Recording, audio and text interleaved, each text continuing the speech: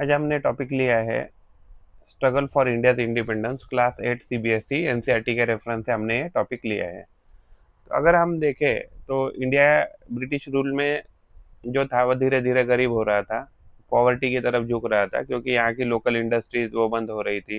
यहाँ का जो भी रेवेन्यूज है तो वो लोगों ब्रिटिश के पास जा रहा था in the terms of salary, in the terms of revenue expenditure. तो ये इस कारण क्या हो रहा था कि धीरे धीरे जो यहाँ के इंडिया के जो लोग थे तो ये गरीब हो रहे थे, एंड यहाँ से कोई भी चांसेस नहीं लग रहे थे कि इंडिया आने वाले दिनों में ग्रो करने वाला है। इंडियन पीपल जो थे तो इंडियन पीपल का एक्सप्लॉयटेशन ब्रिटिश गवर्नमेंट कर रही थी। तो इससे धीरे धीरे लोगों में जो गरीबी है तो वो फैल रही थी इंडिया में। एंड लोगों को समझ में आ रहा था कि जो ये ब्रिटिश गवर्नमेंट है तो ये हमारा कुछ भला नहीं करेगी, रादर ये हमारा नुकसान ही करके जाएगी।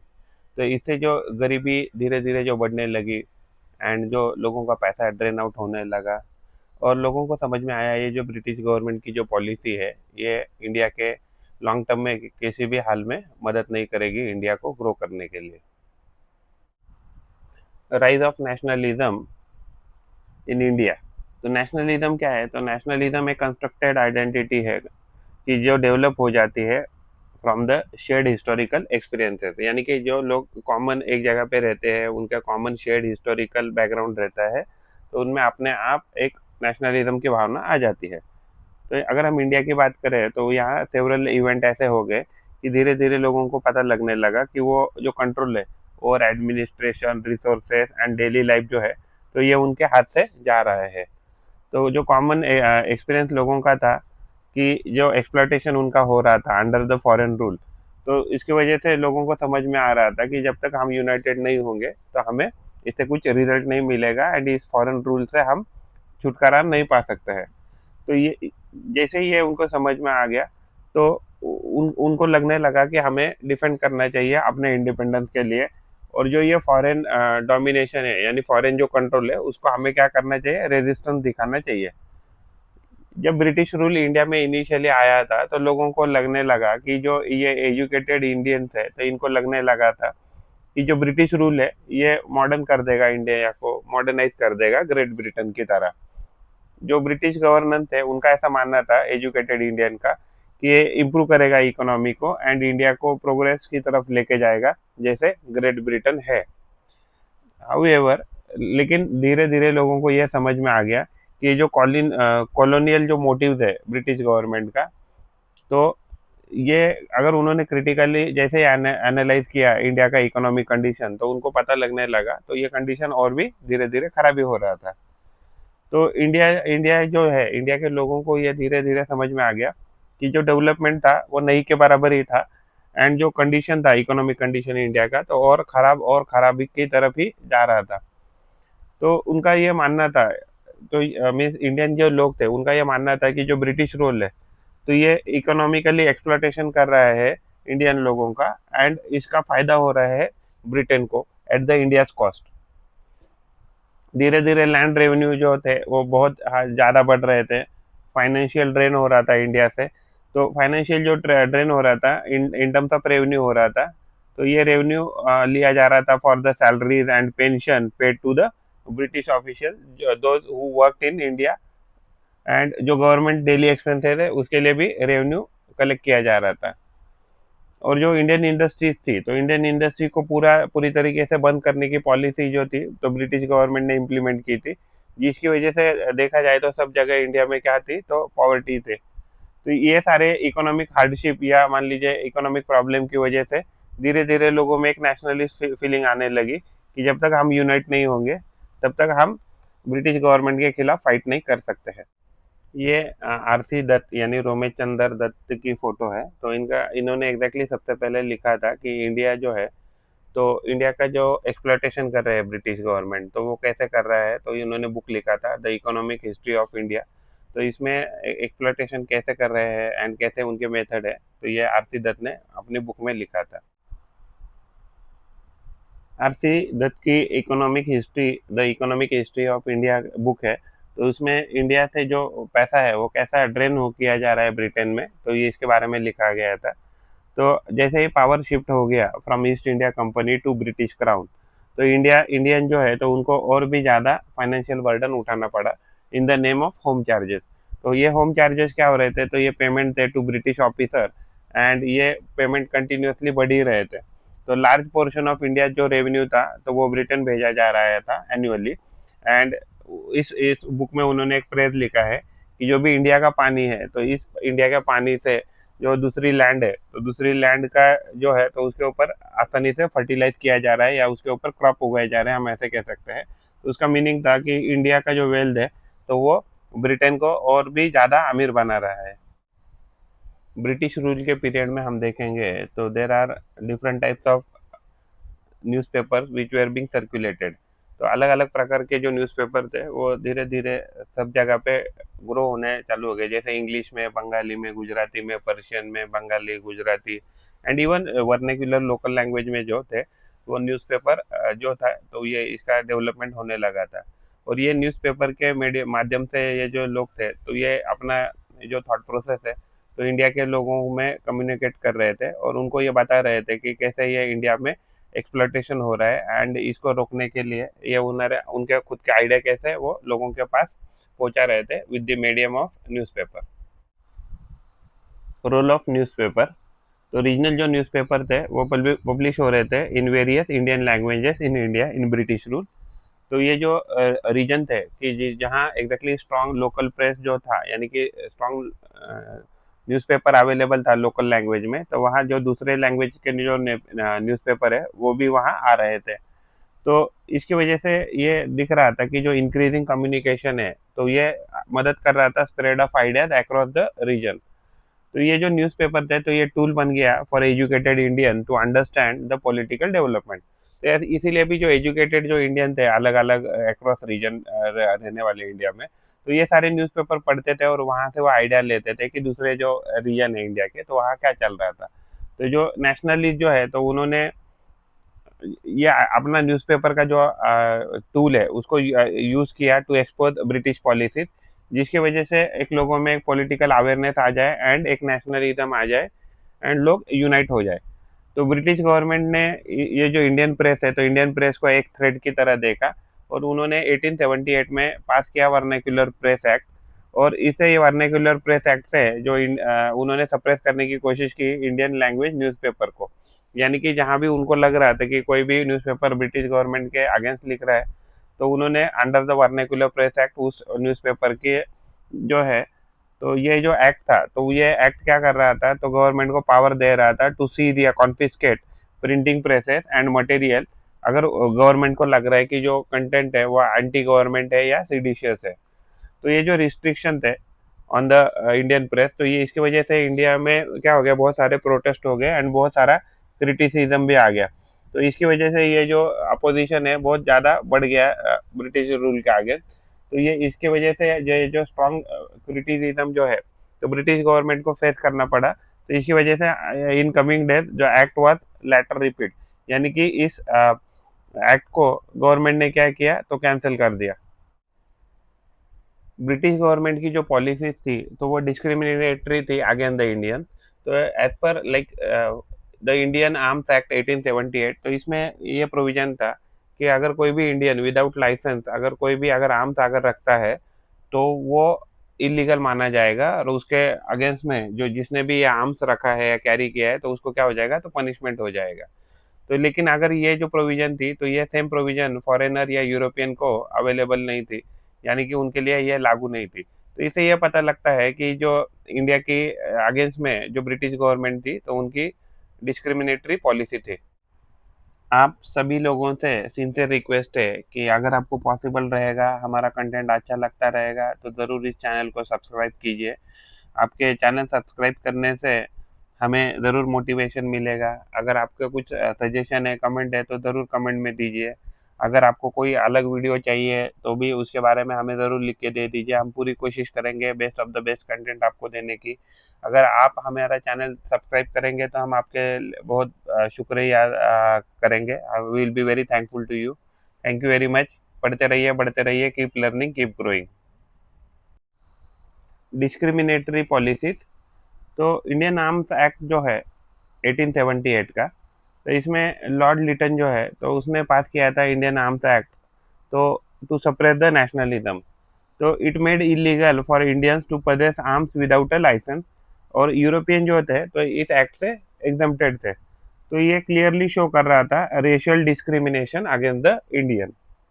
तो इससे क्या हो रहा था कि अगर मान लीजिए कोई भी अगर इंडियन आर्म नहीं रखेगा, तो इसकी वजह से जो नेशनलिज्म मूवमेंट था तो धीरे धीरे वीक वीक करने की कोशिश की जा रही थी by the British government. Ilbert bill controversy, तो इसमें क्या किया था, लॉर्ड जो रिपन था तो उसने नया कायदा लाया था इंडिया में, कानून या एक्ट लाया था कि जिससे जो इंडियन जजेस है वो फॉरेन जो नेशनल है तो उनके भी केसेस क्या कर सकते हैं, ट्राई आउट कर सकते हैं, यानी उनकी भी सुनवाई वो कर सके, ऐसा प्रोविजन लाया था। बट इस बिल का ट्रिमेंडस जो है वो विरोध हुआ था बाई यूरोपियन। तो उनका मानना था कि इंडियन जो जज है they should not they should not here the case of any European. तो इससे जो डिस्क्रिमिनेशन था अगेंस्ट इंडियन वो बहुत क्लियरली दिख के आ रहा था। Ilbert bill controversy, Lord Ripon ने जो है तो ये बिल इंट्रोड्यूस किया था, Ilbert bill, to allow Indian जजेस टू ट्राई यूरोपियन ऑफेंडर। तो इसका स्ट्रॉन्ग अपोजिशन हो गया फ्रॉम द यूरोपियन, एंड इसकी वजह से जो ये बिल है तो इसको डाइल्यूट करना पड़ा ब्रिटिश गवर्नमेंट को। तो इससे एक्सपोज हो गया जो डीप रेशियल प्रीजुडिस था ब्रिटिश गवर्नमेंट का या यूरोपियंस का अगेंस्ट द इंडियन पीपल। तो इसे प्रूव हो गया जो ब्रिटिश रूलर जो थे तो ये इंडियन को किसी भी एंगल से इक्वल नहीं मानते थे। बहुत सारे जो इंडियन एजुकेटेड थे तो उन्होंने धीरे धीरे एसोसिएशन बनाना चालू किया, एक साथ आना चालू किया, so that to voice against the British government, और उनके पॉलिसी के खिलाफ वॉइस करने के लिए वो धीरे धीरे एक साथ आ गए। तो यानी कि अलग अलग एसोसिएशन बनने लगी और ये एसोसिएशन सारे मिलकर डिस्कस करने लगी how to raise the voice against the British policy. तो इसके लिए वो बहुत सारी एसोसिएशन धीरे धीरे इंडिया में उभरने लगी in different region of the India. First phase of Indian national movement, तो नेशनल एसोसिएशन जो है तो नेशनल कॉन्शियस धीरे धीरे ग्रो होने लगा। तो नेशनल एसोसिएशन जो भी है तो धीरे धीरे रीजनल लेवल पे ग्रो होने लगी, जिसकी वजह से फॉर्मेशन ऑफ पॉलिटिकल जो एसोसिएशन है तो ये स्टार्ट होने चालू हो गया। तो जैसे Indian Indian association, Bombay presidency association, Madras Mahajan Sabha, Poona सार्वजनिक सभा, तो ये सारी ऑर्गेनाइजेशन जो थी तो इनका डिमांड था कि जो अपॉइंटमेंट है इंडियंस का इन हायर गवर्नमेंट पोस्ट वो होना चाहिए, फ्रीडम ऑफ प्रेस होना चाहिए, और एडमिनिस्ट्रेटिव जो रिफॉर्म है इंडिया में वो होने चाहिए। तो उसके लिए उन्होंने क्या किया था, 1885 में they sent a committee to England to represent Indian concern. तो यानी इंडिया के जो कंसर्न है तो वो ब्रिटिश गवर्नमेंट के पास या ब्रिटिश क्राउन के पास भेजने के लिए उन्होंने एक कमिटी भी भेजी थी इंग्लैंड में। इंडियन लोगों की जो भी कंसर्न है, इंडियन लोगों का जो भी प्रॉब्लम्स है तो वो ब्रिटिश गवर्नमेंट को कम्युनिकेट करने के लिए जो एजुकेटेड क्लास था इंडिया का तो उन लोगों ने फॉर्मेशन किया था इंडियन नेशनल कांग्रेस का इन 1885। तो इसमें जो है तो सबसे वहाँ के उस टाइम के जो भी बड़े बड़े लीडर थे, एजुकेटेड जो लीडर थे, तो उन्होंने कंट्रीब्यूट किया और उन्होंने फॉर्मेशन किया इंडियन नेशनल कांग्रेस। और इसमें रिटायर्ड से जो सिविल सर्वेंट थे एलन ह्यूम, तो इनका भी बहुत बड़ा योगदान था for the formation of Indian national Congress. Indian national Congress जो है तो ये फॉर्म हुई थी 1885 में because of the political awareness in the society. तो जो एजुकेटेड इंडियन जो थे तो उनका मानना था कि इंडियन जो प्लेटफॉर्म जब तक हमें मिलेगा नहीं टू डिस्कस पॉलिटिकल इश्यूज तो हम हमारी बात ब्रिटिश गवर्नमेंट के सामने नहीं रख सकते हैं। तो ब्रिटिश ऑफिशियल थे या ब्रिटिश ऑफिसर थे वो भी चाहते थे कि इंडिया में जो पॉलिटिकल जो एक्टिविटीज़ है तो क्या हो रही है, कैसे हो रही है, तो ये जानने के लिए भी उनको एग्जैक्टली एक प्लेटफॉर्म, एक कॉमन प्लेटफॉर्म की ज़रूरत थी जहाँ से वो सारी इन्फॉर्मेशन ले सके। तो एलन ओ ह्यूम जो है तो ये रिटायर्ड ब्रिटिश सिविल सर्वेंट थे कि जिन्होंने एक मेजर रोल प्ले किया in the forming the Indian national Congress. तो ये एलन ह्यूम की फ़ोटो है, एंड ये है ओमे चंद्र बैनर्जी जो फर्स्ट प्रेसिडेंट थे of the Indian national Congress जो उसका सेशन हुआ था। तो इसकी अगर हम फॉर्मेशन जो है इंडियन नेशनल कांग्रेस का तो इसने एक बिगिनिंग कर दिया एक organise Indian nationalism in India. First president थे WC बैनर्जी यानी ओमे चंद्र बैनर्जी। जो कांग्रेस जो थी तो उसका एम था कि full development of national unity पूरी इंडिया में हो, कंसोलिडेशन ऑफ नेशनल सेंटिमेंट यानी लोगों की भावना पूरी उसका कंसोलिडेशन हो एंड सारे लोग एकजुट हो जाए। तो कम्युनि जो भी इंडियन ग्रीवेंसेस है वो कम्युनिकेट की जाए किए जाए टू द ब्रिटिश गवर्नमेंट। तो शुरुआत में उनकी जो अर्ली डिमांड थी, तो कांग्रेस जो था उनका डिमांड था कि जो इम्पोर्ट ड्यूटी पे टेक्सटाइल पे जो भी इम्पोर्ट ड्यूटी लग रहा है तो किसी भी हाल में वो कम नहीं होना चाहिए, और इक्वल राइट मिलने चाहिए इंडियन को टू बियर आर्म्स। हमने इंडियन आर्म्स एक्ट देखा ना, तो इंडियन आर्म्स एक्ट में क्या था कि कोई भी इंडियन विदाउट लाइसेंस कोई भी आर्म नहीं रख सकता है या कैरी नहीं कर सकता है। और जो मिलिट्री एक्सपेंडिचर हो रहा है ब्रिटिश गवर्नमेंट द्वारा तो इसमें रिडक्शन किया जाए, and more Indian has to be recruited in the administration of India, the administration हम कह सकते हैं। तो ये जो डिमांड थी तो ये मॉडरेट थी, एंड ये कॉन्स्टिट्यूशनल डिमांड की थी by the leaders of the Indian national Congress. Early Indian national Congress के जो लीडर है, जिसको हम मॉडरेट लीडर के नाम से भी जानते हैं, तो इसमें जो नाम है सुरेंद्रनाथ बैनर्जी, दादा भाई नौरोजी, गोपाल कृष्ण गोखले, डब्ल्यू सी बैनर्जी यानी ओमे चंद्र बैनर्जी, फिरोज शाह मेहता, मदन मालवीय। तो ऐसे बहुत सारे लीडर थे कि जो इवन तो उन्होंने कंट्रीब्यूट किया for the formation of the Indian national Congress. And यही लोग जो थे तो वो शुरुआत में जो भी गवर्नमेंट के सामने, ब्रिटिश गवर्नमेंट के सामने जो है तो अपनी डिमांड इंडिया की रख रहे थे through Indian national Congress. Early nationalist the moderate faith के नाम से भी जाना जाता है। जो पहले के जो इंडियन लीडर थे कांग्रेस के तो उनको मॉडरेट कहा जाता है, क्योंकि जो भी वो उनका रास्ता था वो डिमांड का रास्ता था, कॉन्स्टिट्यूशनल था एंड पीसफुल मेथड द्वारा था। तो उन्होंने कोई भी रेडिकल या वायलेंट स्टेप का एडप्टेशन नहीं किया फॉर देयर डिमांड। तो उनका मानना था कि ये जो जस्टिस है एंड फेयरनेस है ये शो किया जाएगा bye the British rule. And उनका मानना था कि धीरे धीरे ये जो रिफॉर्म है तो ये इंडियन लोगों को ग्रांट किए जाएंगे बाय द ब्रिटिश गवर्नमेंट। तो उनकी जो डिमांड थी कि to increase the Indian participation in the government and governance and while remaining under the British authority, यानी कि जिसको हम सेल्फ रूल कहेंगे, तो सेल्फ रूल उनकी डिमांड थी, हम ऐसे कह सकते हैं। तो इम्पोर्टेंट मॉडरेट लीडर उस टाइम के थे फिरोज शाह मेहता, दादा भाई नौरोजी, गोपाल कृष्ण गोखले, सुरेंद्रनाथ बैनर्जी। ड्रेन थ्योरी या ड्रेन ऑफ वेल्थ थ्योरी के नाम से भी इस थ्योरी को जाना जाता है। तो ये थ्योरी दी थी दादा भाई नौरोजी ने। तो उन्होंने बुक लिखी थी poverty and un British rule in India. तो उसमें उन्होंने एक्सप्लेन किया था कि कैसे ब्रिटिश पॉलिसी धीरे धीरे इंडिया का एक्सप्लॉयटेशन कर रही है और इंडिया से पूरा पैसा ड्रेन आउट कर रही है। ड्रेन थ्योरी जो है तो ये दादा भाई नौरोजी ने दिया था। एंड ये इस थ्योरी को ड्रेन थ्योरी या ड्रेन वेल थ्योरी ऐसे भी कह सकते हैं। तो उन्होंने एक्सप्लेन किया था कि जैसे कैसे ब्रिटिश पॉलिसी जो है तो इंडिया की वेल्थ को ड्रेन कर रही है। तो ये ड्रेनिंग हो रही है through salaries, pension, trade practices adopted by the British government. तो उन्होंने उसके लिए बुक लिखा था poverty and un British rule in India. तो इसमें एग्जैक्टली exactly कैसे इंडिया का इकोनॉमिक एक्सप्लॉयटेशन हुआ तो इसके बारे में लिखा गया है। इंडियन नेशनल मूवमेंट इंडिया में धीरे धीरे ग्रो हो रही थी, खास करके अगर हम वेस्ट बंगाल की बात करें तो वेस्ट बंगाल एक बड़ा इम्पोर्टेंट प्रोविंस था from British point of view. तो उनके बहुत सारे वहाँ एग्जैक्टली हेडक्वार्टर थे, तो इसकी वजह से जो है तो वेस्ट बंगाल में हम सबसे ज़्यादा देख सकते हैं कि इंडियन नेशनल मूवमेंट सबसे ज़्यादा फास्ट अगर सबसे पहले कहीं ग्रो हुआ रहेगा तो वेस्ट बंगाल में ही ग्रो हुआ था। तो इसको दबाने के लिए ब्रिटिश गवर्नमेंट ने, खास करके लॉर्ड कर्जन ने जो है तो उसने पॉलिसी इंप्लीमेंट की थी और उसने डिवाइडेशन कर दिया वेस्ट बंगाल का इंटू वेस्ट बंगाल, यानी कि West Bengal and East Bengal. तो ईस्ट बंगाल यानी आज करंट डे में आज इसको बांग्लादेश के नाम से जानते हैं। तो ये पार्टीशन जो था वो 1905 में किया था और बाद में बहुत ज़्यादा प्रोटेस्ट हो गई तो इसको रिपेल भी किया गया इन 1911 में। तो ये किया था, ये लॉर्ड कर्जन की फोटो है। तो लॉर्ड कर्जन जो है तो इसने ये इम्प्लीमेंट किया था पार्टीशन ऑफ बंगाल। इंडिया में जो नेशनलिज्म था वो धीरे धीरे ग्रो कर रहा था, तो इसको दबाने के लिए पार्टीशन ऑफ बंगाल किया गया बाय द ब्रिटिश गवर्नमेंट। तो 1905 में लॉर्ड कर्जन जो है तो उसने पार्टीशन कर दिया बंगाल। तो ऑफिशियली इसको जस्टिफाई किया गया है कि एडमिनिस्ट्रेटिव कन्वीनियंस के लिए हम कर रहे हैं, क्योंकि जो बंगाल है बहुत बड़ा प्रोविंस है एंड इसको मैनेज करना बहुत मीन्स बड़ा टास्क है।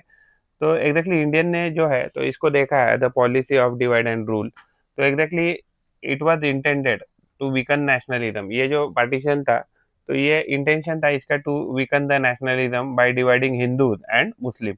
अगर हम वेस्ट बंगाल की बात करें तो वहाँ मेजरली हिंदू रहते थे, एंड जो ईस्ट बंगाल था उस प्रोविंस में जो है या उस रीजन में तो मुस्लिम जो कम्युनिटी थी या मुस्लिम जो लोग थे वो ज़्यादा रहते थे।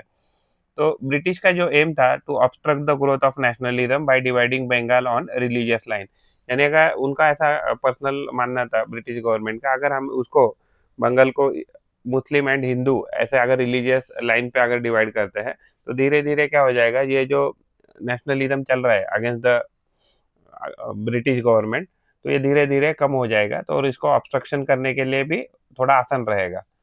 तो placing different communities under separate administration, ऐसा उनका पर्सनल थॉट प्रोसेस था उस टाइम पे। तो ये क्लियर कट पॉलिसी था डिवाइड एंड रूल। तो इसकी वजह से जो बहुत सारे इंडियन जो है तो ये बहुत गुस्सा हो गए और उन्होंने बहुत सारे प्रदर्शन किए अक्रॉस द कंट्री। तो अराउंड 500 जो प्रोटेस्ट मीटिंग थी against the partition of Bengal तो ये ऑर्गेनाइज की गई थी। जो ईस्ट बंगाल है तो जो इसको हम प्रेजेंट डे में बांग्लादेश के नाम से जानते हैं, तो एक नया प्रोविंस जो है या नया एडमिनिस्ट्रेटिव जो यूनिट है तो ये एस्टेब्लिश किया गया। एंड ढाका या ढाका उस टाइम पे ढाका नाम था उसका, तो ढाका को कैपिटल बनाया गया। एंड लेकिन वाइड स्प्रेड लेकिन अपोजिशन चालू ही रहा।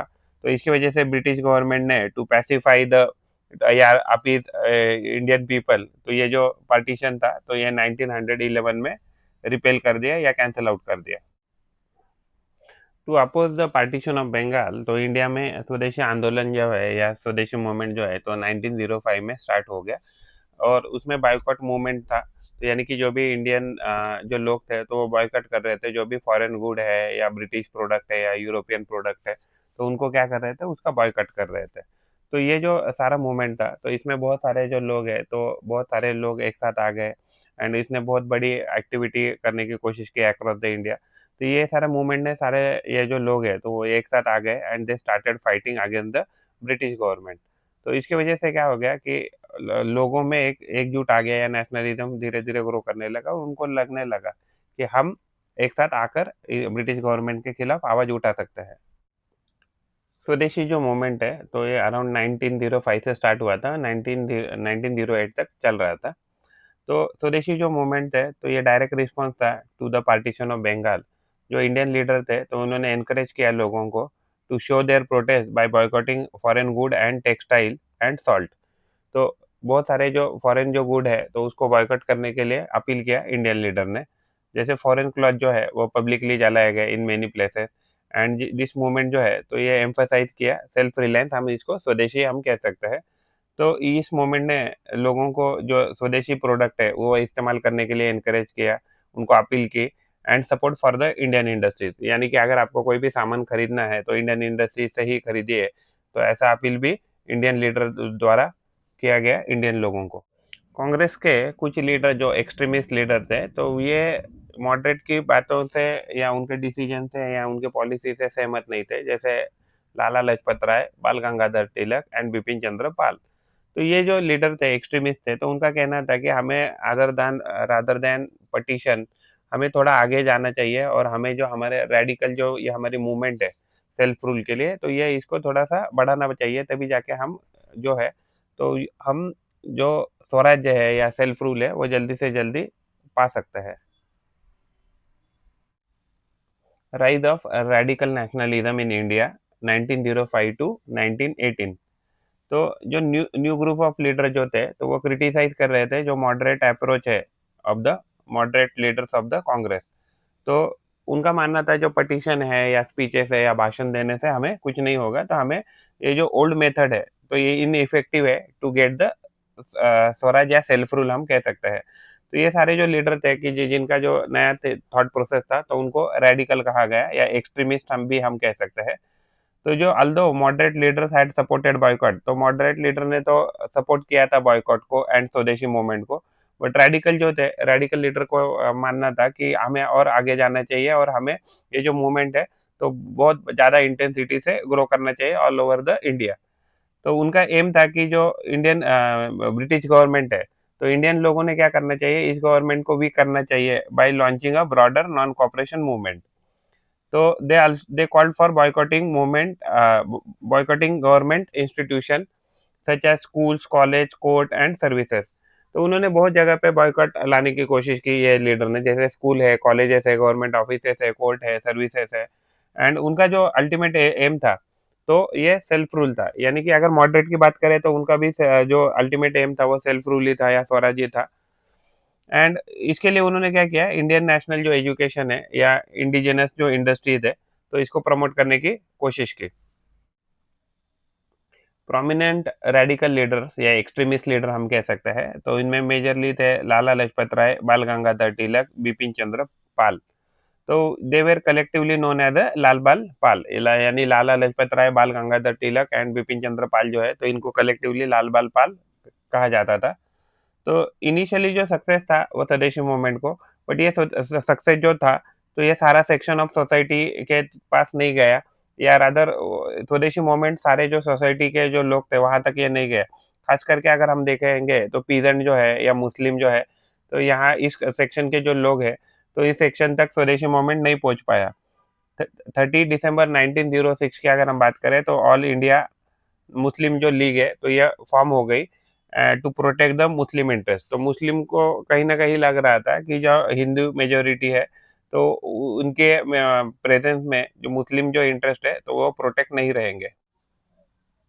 जब तक हिंदू और मुस्लिम में यूनिटी नहीं होगी, तो हम हमारी डिमांड सही से ब्रिटिश गवर्नमेंट के सामने रख नहीं सकते। तो ऐसा मानना था इंडियन नेशनल कांग्रेस का and all India Muslim league का। तो इसके लिए लखनऊ पैक्ट किया जाता है 1916 में।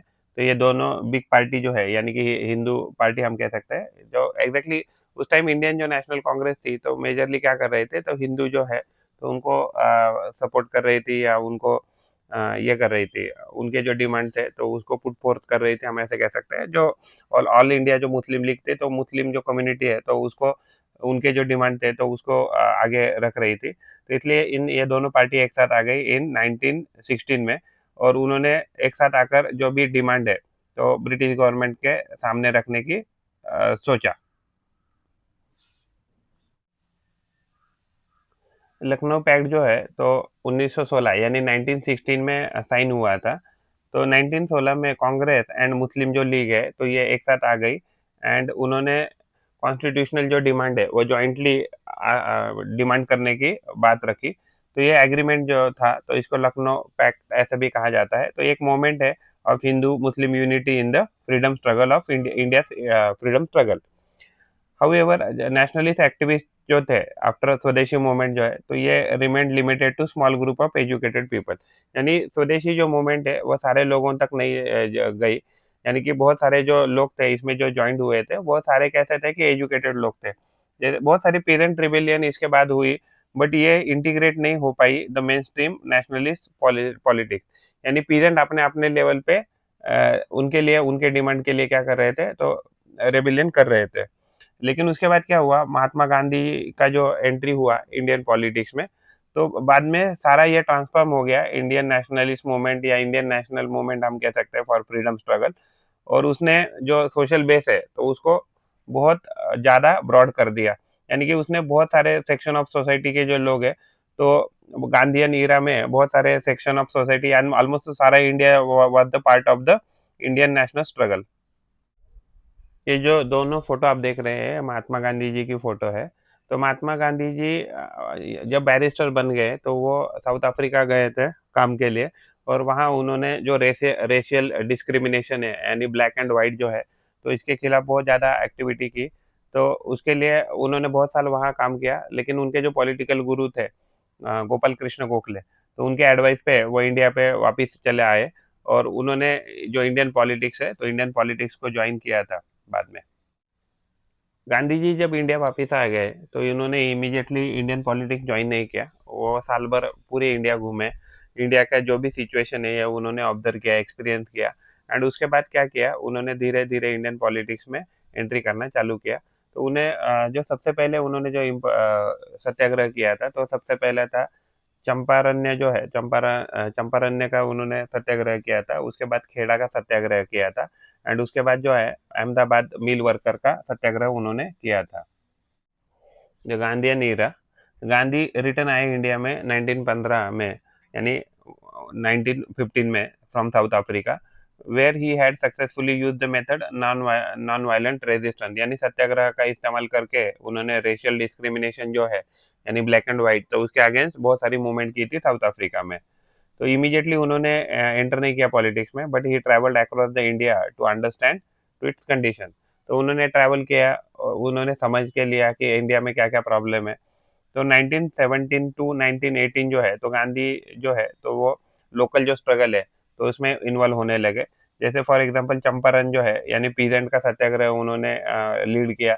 उसके बाद खेड़ा जो सत्याग्रह है वो उन्होंने लीड किया, बट खेड़ा में एग्जैक्टली जो है तो सरदार वल्लभ भाई पटेल जो है तो उन्होंने डायरेक्टली लीड किया था। एंड गांधी जी ने उन्होंने सिर्फ डायरेक्शन दिए थे, हम ऐसे कह सकते हैं।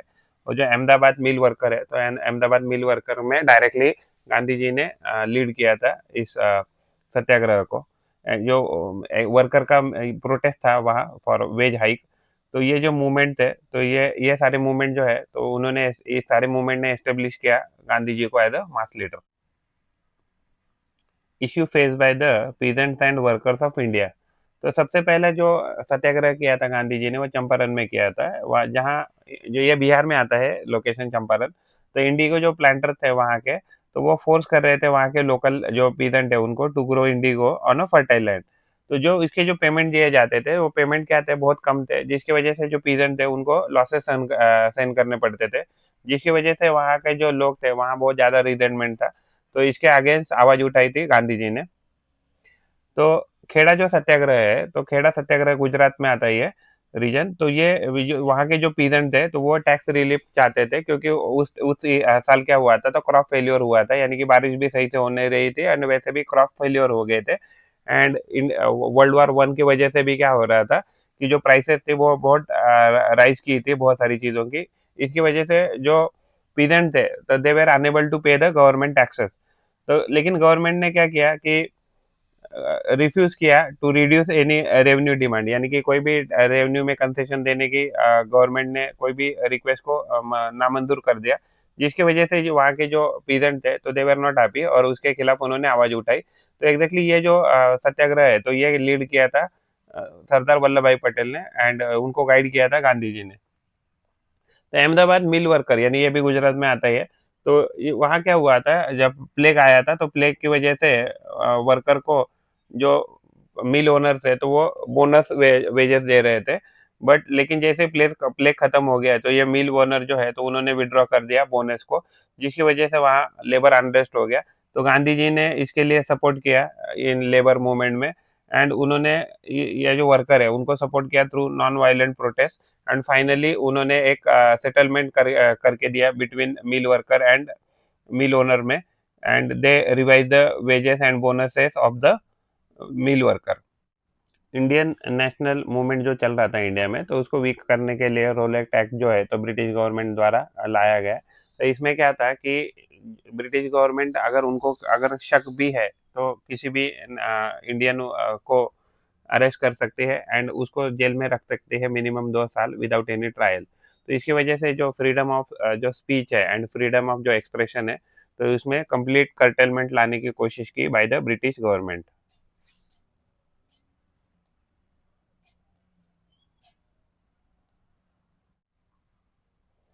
रोलेट एक्ट जो है तो 1919 में ब्रिटिश गवर्नमेंट द्वारा पास किया गया था। And the Rowlatt Act restrict करता था फंडामेंटल राइट जैसे freedom of speech and expression, यानी कोई भी गवर्नमेंट जो है तो गवर्नमेंट ब्रिटिश गवर्नमेंट के खिलाफ या अगेंस्ट कुछ भी ना लिखे ना बोले। तो ये अलाउ कर रहा था act arrest without the trial, यानी कि किसी भी पर्सन को British government without any trial arrest कर सकती थी एंड जेल में रख सकती थी मिनिमम 2 इयर्स। तो इंडियन लीडर जो है उन्होंने इस एक्ट को ब्लैक एक्ट कहा। तो गांधी ने इसके अगेंस्ट में नेशनल वाइड जो है सत्याग्रह ऑर्गेनाइज किया। तो उन्होंने एग्जैक्टली डिक्लेयर कर दिया कि हम इसके खिलाफ ऑल ओवर इंडिया में क्या करेंगे, तो सत्याग्रह करेंगे एंड प्रोटेस्ट करेंगे। जालियन वाला बाग मैसकर 13 अप्रैल 1919 में हुआ था। तो जब रोलेट एक्ट डिक्लेयर किया गया था बाय ब्रिटिश गवर्नमेंट, तो उसको अपोज करने के लिए गांधी जी ने डिक्लेयर किया था कि ऑल ओवर इंडिया में क्या होगा, तो इसके खिलाफ हम सत्याग्रह या प्रोटेस्ट करेंगे। तो उसमें ही उस रेफरेंस में कुछ लोग जो है वो जालियनवाला बाग में जमा हो गए थे फॉर द पीसफुल प्रोटेस्ट। तो जैसे ही जो जनरल डायर था, तो जनरल डायर को जैसे ही ये पता लग गया कि वहाँ कुछ लोग जो है वो प्रोटेस्ट करने वाले हैं, तो उसने विदाउट वार्निंग क्या किया, तो उसमें गोलियां चलाने चालू किया। तो इसमें क्या हो गया कि बहुत सारे जो लोग हैं, खास करके हम ऐसे कह सकते हैं हजारों लोग जो है तो इनकी डेथ हो गई इस फायरिंग में। बट ऑफिशियल जो आंकड़ा है, यानी ब्रिटिश गवर्नमेंट ने जो डिक्लेयर किया था, ये आंकड़ा था 379। जालियन वाला बाग मैस्कर 1919, तो ये हुआ था 13 अप्रैल 1919, बैसाखी के दिन ये हुआ था। तो यहाँ पीसफुल गैदरिंग की थी लोगों ने इन द प्रोटेस्ट ऑफ, हम कह सकते हैं, repressive measures of the British government. तो ये कहाँ हुआ था, तो ये जालियन वाला बाग में, अमृतसर जो है पंजाब रीजन में। तो यहाँ ये सारे लोग आए थे। और वैसे भी बैसाखी का दिन था, तो वो दूसरे भी जो लोग थे तो वो बैसाखी सेलिब्रेट करने के लिए वहाँ आए थे। तो एक मेला टाइप वहाँ लगा था, उस मेले में वो लोग आए थे। तो जब जनरल डायर जो है, तो ब्रिटिश ऑफिसर को यह पता लग गया कि वहाँ लोग आए हैं प्रोटेस्ट करने के लिए, तो उसने विदाउट एनी वार्निंग क्या किया, he order the troop to fire on the unarmed crowd. तो इसमें क्या हो गया, तो बहुत सारे यानी हंड्रेड्स ऑफ लोग जो है तो इनकी डेथ हो गई। लेकिन गवर्नमेंट ने जो ऑफिशियल फिगर दिया है तो वो कितना है, 379 है। तो ये जो मैस्केर है, तो इसने पूरे इंडिया को शॉक कर दिया, यानी कि पूरे लोग अचंभे में थे कि ये ऐसा कैसे हो सकता है इंडिया में, और हमारे अगेंस्ट में, यानी इंडिया के अगेंस्ट में, इंडियन लोगों के अगेंस्ट में इतनी ब्रूटलिटी ब्रिटिश गवर्नमेंट कैसे दिखा सकती है। तो ये ब्रूटलिटी जब हो गई, तो गांधी ने टेम्पररीली क्या किया, विड्रॉ कर दिया जो भी प्रोटेस्ट मूवमेंट था ऑल ओवर इंडिया में, जहाँ भी प्रोटेस्ट प्लान थे वो सारे क्या किए, तो विड्रॉ कर दिया।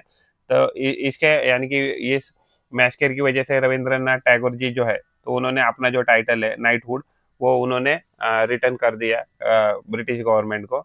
और गांधी जी को जो भी है, तो उनको भी केसर हिंद जो है, तो वो टाइटल दिया था साउथ अफ्रीका के काम के लिए। तो वो भी टाइटल गांधी जी ने वही इस टाइम पे रिटर्न कर दिया ब्रिटिश गवर्नमेंट को।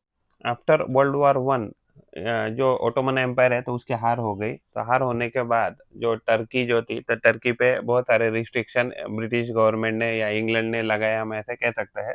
तो इसमें जो उनका कैलिफेट का जो पोजीशन था, तो इसको भी रिमूव करने की बात हो गई थी। तो इसके खिलाफ बहुत सारे जो मुस्लिम है अक्रॉस द वर्ल्ड, तो उन्होंने इसके खिलाफ मूवमेंट चलाई। तो इंडिया में ये जो मूवमेंट है, तो इसको खिलाफत मूवमेंट ऐसे कहते हैं। तो इस मूवमेंट को गांधी जी ने, यानी इंडियन नेशनल कांग्रेस ने सपोर्ट किया। तो ये जो है, तो अली ब्रदर जो है, तो इन्होंने ये मूवमेंट स्टार्ट किया था। तो 1990 में ये मूवमेंट स्टार्ट किया था। But over the period of time क्या हो गया, गांधी जी ने भी इसको सपोर्ट किया, बिकॉज नेशनल जो नॉन कॉपरेशन जो मूवमेंट था, तो ये भी उस टाइम इंडिया में चल रहा था। तो उनका मानना था कि अगर हिंदू और मुसलमान अगर एक साथ आ जाए, तो ये जो मूवमेंट है इंडियन नेशनल कांग्रेस का, तो ये खिलाफत मूवमेंट है, तो बहुत आसानी से ब्रिटिश गवर्नमेंट के सामने रखी जा सकती है। खिलाफत movement and non cooperation movement after world war 1, तो हार्श टर्म जो है, तो वो इम्पोज किए गए टर्की पे, क्योंकि टर्की हार गया था वर्ल्ड वॉर 1 में। तो जो इंडियन मुस्लिम जो थे, तो ये इससे बहुत नाराज थे, क्योंकि खलीफा जो है, तो खलीफा का पोजीशन रिमूव करने की बात रखी गई थी बाय द इंग्लैंड। तो as the Indian Muslim were upset, because खलीफ जो है, तो उनका क्या है, तो रिलीजियस लीडर था।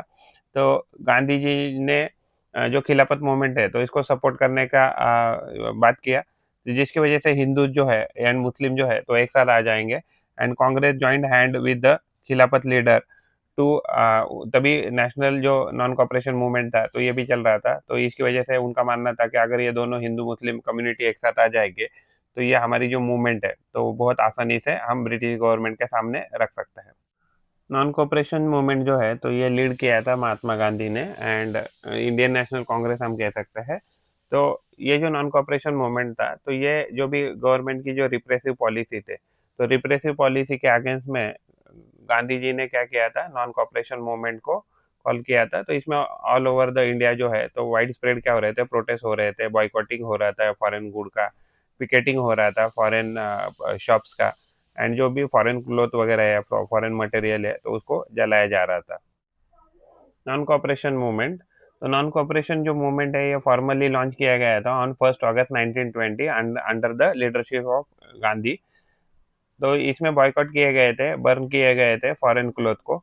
तो लॉयर्स है जैसे सी आर दास है, मोतीलाल नेहरू है, तो उन्होंने अपना प्रैक्टिस जो है लॉ का प्रैक्टिस छोड़ दिया था। बहुत सारे जो स्टूडेंट थे उन्होंने जो गवर्नमेंट स्कूल है तो उसको छोड़ दिया था एंड कॉलेजेस को छोड़ दिया था। पिकेटिंग की गई फॉरेन क्लॉथ शॉप्स की एंड फॉरेन जो गुड्स है उसकी। तो अपील किया गया है लोगों को कि जो चरखा है, तो चरखा का इस्तेमाल कीजिए, खादी जो है, तो खादी टेक्सटाइल का इस्तेमाल कीजिए। तो बहुत सारे जो गवर्नमेंट जो एम्प्लॉय थे, उन्होंने रेसिग्नेशन दिए थे अपने गवर्नमेंट जॉब से एंड पीसफुल हड़ताल जो है एंड प्रोसेशन जो है या तो ये क्या किए गए, तो ऑर्गेनाइज किए गए एंड ब्रिटिश गवर्नमेंट जो है तो इसने इसे खुश नहीं थी ये सारे चीज़ों से, तो उन्होंने रिस्पॉन्ड में इसको जो भी मूवमेंट चल रहा था उसको रिप्रेस करने की कोशिश की, बैन करने की कोशिश की, मीटिंग को बैन करने की कोशिश की एंड जो लीडर थे, तो लीडर को अरेस्ट करना चालू किया और जो भी प्रोटेस्टर थे तो उनको मारना चालू कर दिया।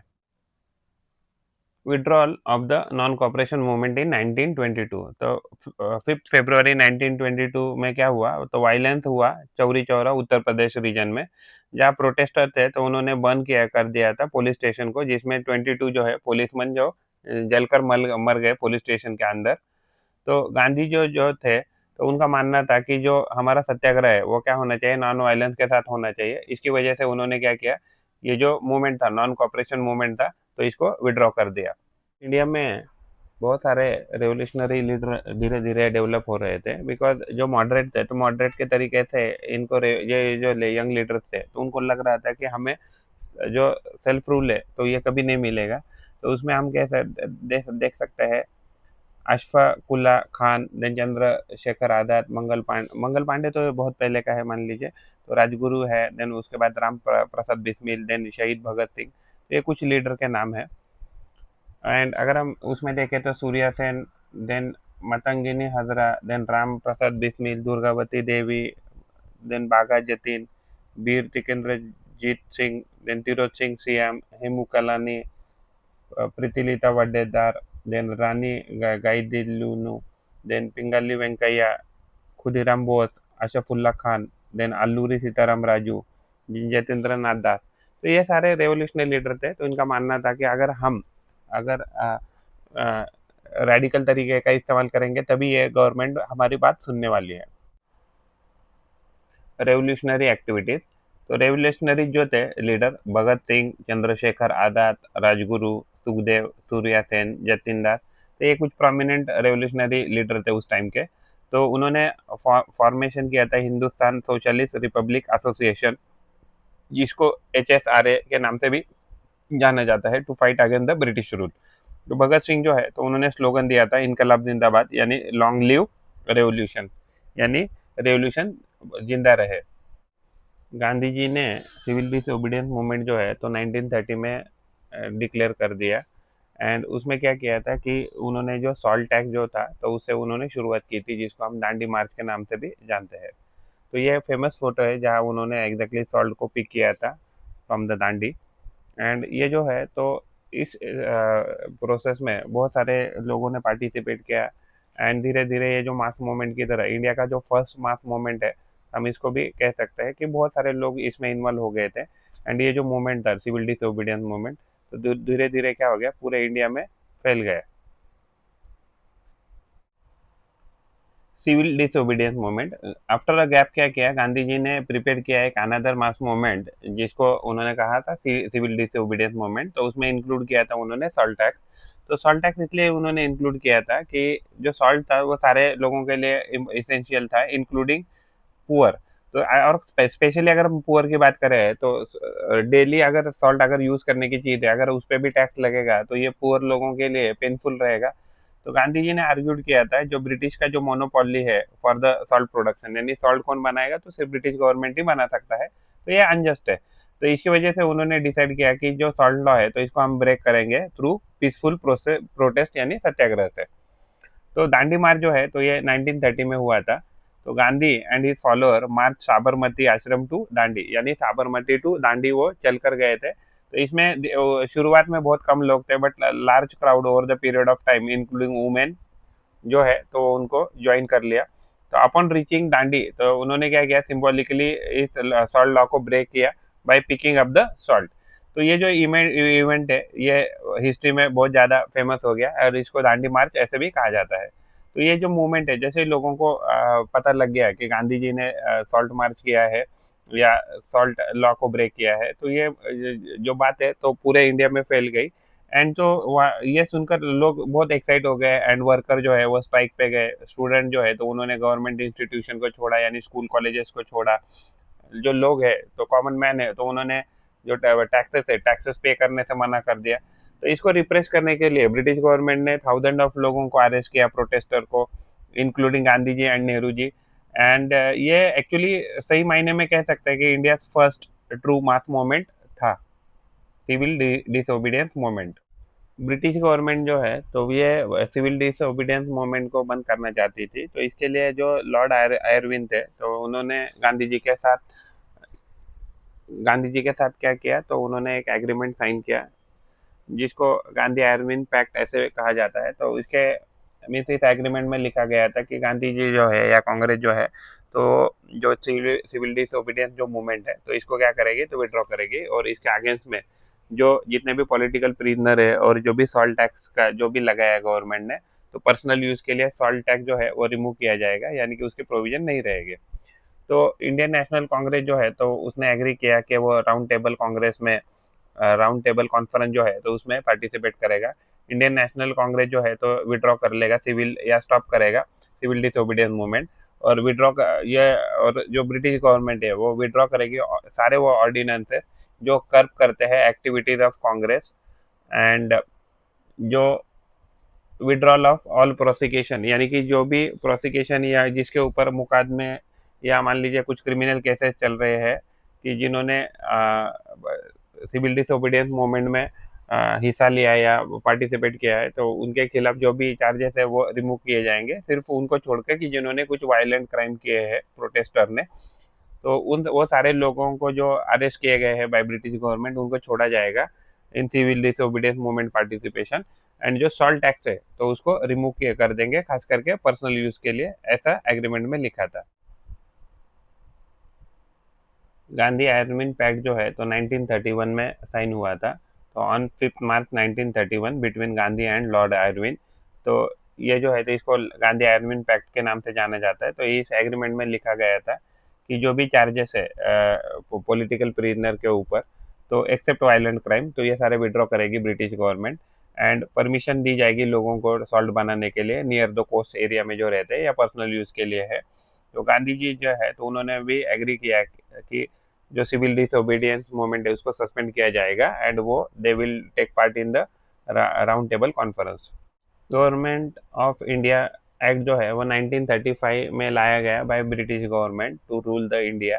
तो इसमें लोगों को लग रहा था अब तक कि उनको फुल फ्रीडम मिल जाएगा, बट ये एक्ट में जो प्रोविंशियल एटोनॉमी है या प्रोविंशियल फ्रीडम जो है तो इसकी बात रखी थी।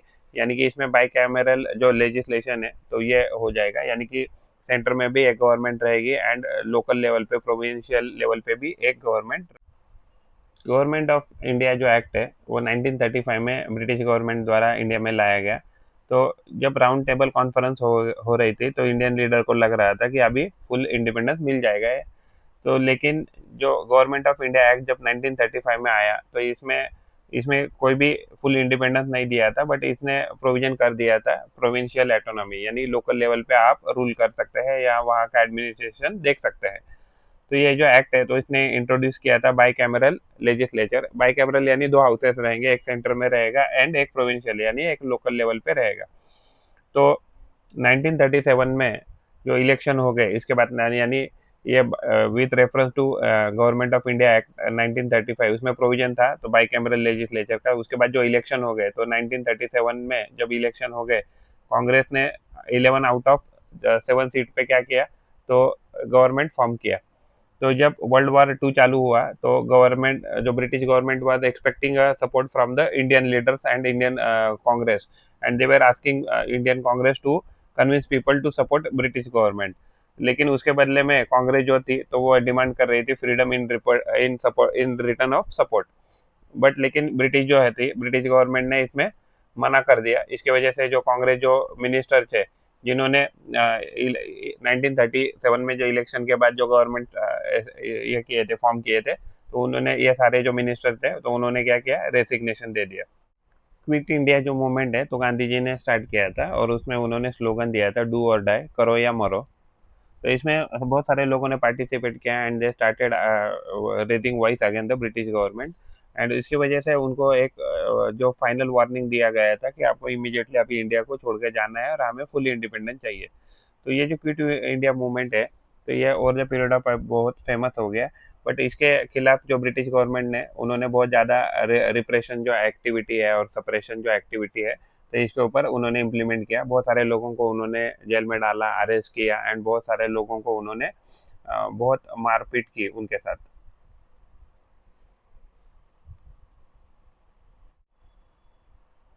क्विट इंडिया मूवमेंट 1942, तो गांधी जी जो है तो उन्होंने लॉन्च किया था quit India movement with a slogan उन्होंने दिया था, डू और डाई, यानी करो या मरो। तो ब्रिटेन जो है तो उसने जबरदस्ती ड्रैग किया था इंडिया को into world war 2 without consulting the Indian leader. तो ये जो मूवमेंट था तो इस मूवमेंट ने इमीडिएटली कॉल किया, तो जो ब्रिटिश जो लोग हैं तो उन्होंने इंडिया को इमीडिएटली छोड़कर जाना चाहिए, ऐसा इस मूवमेंट का पर्पस था। तो इसकी वजह से बहुत सारे मास प्रोटेस्ट हो गए, स्ट्राइक हो गई, हड़ताल हो गई, डेमोन्स्ट्रेशन हो गए।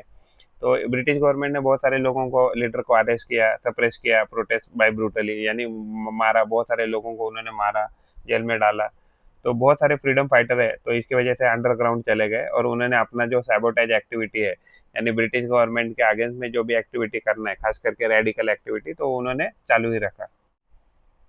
To fight against the British government, तो सुभाष चंद्र बोस जी जो है उन्होंने इंडियन नेशनल जो आर्मी है तो उसको रीऑर्गेनाइज किया एंड उन्होंने प्रोविंशियल गवर्नमेंट भी सिंगापुर में जो है तो एस्टेब्लिश कर दिया। तो सुभाष चंद्र जी बोस जो है तो ये इनका बहुत बड़ा नाम आता है बिकॉज ही उन्होंने with the help of Japanese government they try to enter India from the north east. Indian national army जो है तो उसका रीऑर्गेनाइजेशन किसने किया था, तो सुभाष चंद्र बोस जी ने किया था। सुभाष चंद्र बोस तो डिससेटिस्फाइड थे, कांग्रेस जो भी मेथड यूज कर रहे थे स्वराज लेने के लिए। तो इसकी वजह से उन्होंने क्या किया, he left India and he formed a provincial government of free India in Singapore in 1943। तो उन्होंने रीऑर्गेनाइज किया इंडियन नेशनल आर्मी को एंड और इन्होंने फॉर्म किया रानी झांसी रेजिमेंट, यानी कि उन्होंने वुमन को भी इन्वॉल्व किया इन फाइटिंग। तो विथ जापानीज सपोर्ट जो इंडियन नेशनल आर्मी है तो उन्होंने अटेम्प्ट किया to enter India through the north east, but unfortunately ये अनसक्सेसफुल रह गया। दो दिस मिलिट्री जो मूवमेंट था ये अनसक्सेसफुल रह गया, बट फिर भी जो इंडियन नेशनल आर्मी जो है तो इसने जो भी ट्राई किया था इसकी वजह से जो लोगों में नेशनलिस्ट की जो फीलिंग जो है तो वो इग्नाइट हो गई। Development after 1945, after world war 2 जो ब्रिटेन जो था वो इकोनॉमिकली वीक हो गया एंड हेवीली उसमें कर्जे में आ गया। तो जब इंडिया का जो इंडिपेंडेंस मूवमेंट है तो इसमें यूनाइटेड स्टेट ने सपोर्ट किया था। तो जो ब्रिटिश लोगों का जो पब्लिक ओपिनियन था वो that shifted against the maintaining colony. तो उन लोगों का, जो ब्रिटिश लोगों का मानना था कि ये कॉलोनी मेंटेन नहीं करनी चाहिए। इसकी वजह से जैसे ही लेबर पार्टी सत्ता में आ गई ब्रिटेन में तो उन्होंने सपोर्ट किया इंडिया के इंडिपेंडेंस को। तो इसकी वजह से जो कॉलोनियल रूल को है तो कॉलोनियल रूल मेंटेन रखना या उसका कंटिन्यूएशन रखना, तो ये जो ब्रिटिश गवर्नमेंट है तो उसके लिए बहुत डिफिकल्ट हो गया। इंडिया में सेपरेट मुस्लिम जो स्टेट है तो उसका डिमांड धीरे धीरे ग्रो हो रहा था। तो इसके वजह से जैसे ही पार्टीशन का इंडिपेंडेंस का टाइम आ गया तो उस वक्त एग्जैक्टली जो ब्रिटिश गवर्नमेंट ने, तो आप ग्रीन कलर में देख सकते हैं, तो जो पाकिस्तान है एंड इवन आप जो ग्रीन कलर में देख रहे हैं आज के डेट में जो ईस्ट पाकिस्तान उस टाइम कह सकते हैं, तो आज के डेट में बांग्लादेश है। तो इसमें यानी कि India was divided into princely state and Pakistan and India. तो ऐसे अलग अलग जो है तो अलग अलग रीजन में इंडिया को डिवाइड किया गया। इंडिपेंडेंस एंड पार्टीशन, तो डिमांड जो थी सेपरेट मुस्लिम स्टेट की वो धीरे धीरे इंडिया में ग्रो हो रही थी। इसकी वजह से पार्टीशन जो था वो इनएविटेबल यानी अनअवॉइडेबल हो गया था। तब जो लॉर्ड माउंट बैटन थे यानी वाइसरॉय ऑफ इंडिया जो थे, वाइसरॉय ऑफ इंडिया, तो उन्होंने प्रपोज किया है to divide British India into India and Pakistan. तो यह उनका प्रपोजल था। तो इसकी वजह से बाउंड्री कमीशन को एस्टेब्लिश किया गया जो जिसको लीड किया था सर सिरिल रेडक्लिफ ने। तो उन्होंने डिमार्केट कर दिया बॉर्डर को एंड बंगाल एंड जो पंजाब है तो उसको डिवाइड किया गया। यानी बंगाल एंड पंजाब को डिवाइड करके इंडिया एंड पाकिस्तान ऐसे दो कंट्रीज बनाई गई।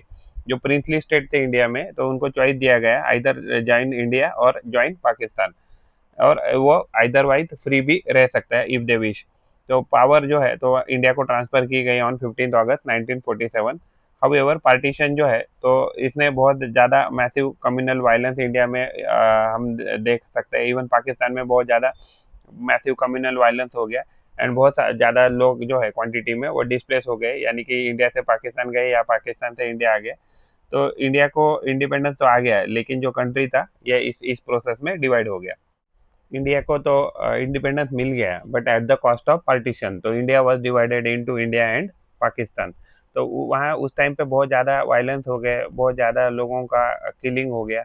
तो इसमें बहुत ज़्यादा लोगों का डिस्प्लेसमेंट भी हो गया। आप देख सकते हैं कितने लोग यहाँ रेल में बैठ बैठ के इधर इंडिया से पाकिस्तान या पाकिस्तान से इंडिया जा रहे हैं। और मॉब वायलेंस होने के कारण बहुत लोगों की इस टोटल पार्टीशन में एंड वायलेंस में बहुत ज़्यादा लोगों की क्या हो गई, तो जान चली गई। इंडिया को जो इंडिपेंडेंस है वो 15 अगस्त 1947 में मिल गया।